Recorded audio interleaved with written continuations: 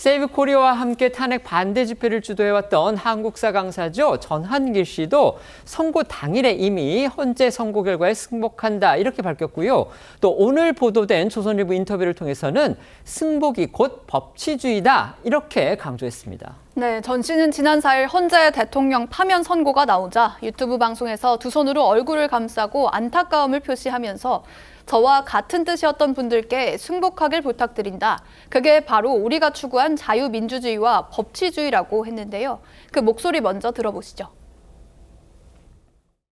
저와 같은 뜻이었던 분들께 탄핵 선고 결과에 대해서 같이 승복 결과를 받아들이기를 부탁드립니다. 그것이 바로 우리가 추구한 자유민주주의, 법치주의이기 때문입니다. 찬성하는 쪽이든 반대하는 쪽이든 유혈 사태는 절대 안 된다. 불상사가 있어서는 안 된다는 것에 대해서 저는 늘 말해왔습니다. 전한길 씨는 이어 오늘 보도된 조선일보와의 인터뷰에서도 헌재 결정에 승복한 배경에 대해서 언급했는데요. 마음에 들지 않더라도 사법부 판단을 존중하는 게 우리가 추구해온 법치주의 아니냐. 그래서 저와 뜻을 같이 했던 분들에게 승복을 말씀드렸다고 했습니다. 그러면서 어떤 사람들은 2030 세대에게 너무 쉽게 유혈 사태 얘기를 한다면서 그들에게 희생을 요구해선 안 된다고도 덧붙였습니다. 전 씨는 인터뷰에서 앞으로의 계획에 대해서도 전했는데요. 미래 세대를 위해서라도 지켜만 봐서는 안 된다고 생각한다며 이 청년 세대와 중도층에게 민주당과 이재명 대표의 실태를 알려나가겠다. 이 전한길 재단 출범을 해서 보수 정치에 필요한 모든 걸 지원하고 싶다고 했습니다. 탄핵 반대 진영에서 전광훈 목사가 이끄는 자유통일당 측은요, 지난 주말 예정대로 집회를 열기는 했습니다. 하지만 참가 인원은 선고 전에 비해서 줄었다는 평가가 나왔습니다. 네, 전광훈 목사 측은요, 지난 주말 이틀간 광화문 인근에서 대통령 파면 불복 집회를 열었습니다. 하지만 참석자 수가 헌재 선고 이전과 비교해서 큰 차이를 보였는데요. 선고 전에는 주말 집회 때마다 경찰 비공식 추산 3만에서 4만 명가량이 모였는데 선고 이후 첫 주말인 그제엔 경찰 비공식 추산 18,000명이 참석을 했고요. 어제는 그보다 더 적은 경찰 추산 6,000명에 그쳤습니다. 반면 탄핵 찬성 진영에서는 주말에 서울 경복궁 앞에서 대통령 파면을 자축하는 집회를 가졌습니다. 대통령 파면 결정에도 불구하고 이처럼 별 후유증이 없이 지나가고 있는 거, 결국 박근혜 전 대통령 파면 당시에 지지자들이 헌재 결정에 불복하면서 강하게 반발을 했고요. 그래서 사망자가 발생하는 듯 이 인명피해까지 났던 지난 2017년 상황과는 뚜렷이 대조되는 그런 결과입니다.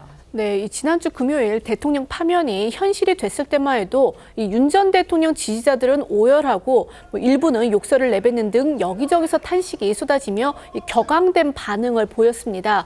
한 남성이 이 경찰버스 유리창을 곤봉으로 파손하면서 체포되는 일도 있긴 했지만 그 외에 이 우려했던 집단 소동은 벌어지지 않았습니다.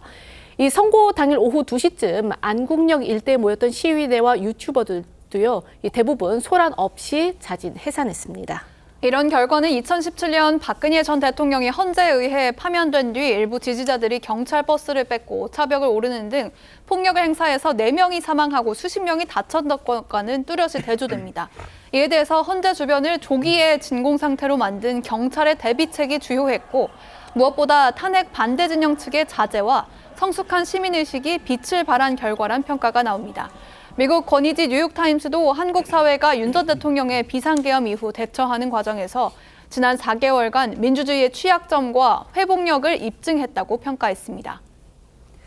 지난 4일 대통령 탄핵 심판 선고를 앞두고서 찬반 양측이 결과에 승복하지 않고서 물리적인 충돌을 일으키지는 않을까 우려하는 그런 목소리들이 많았습니다.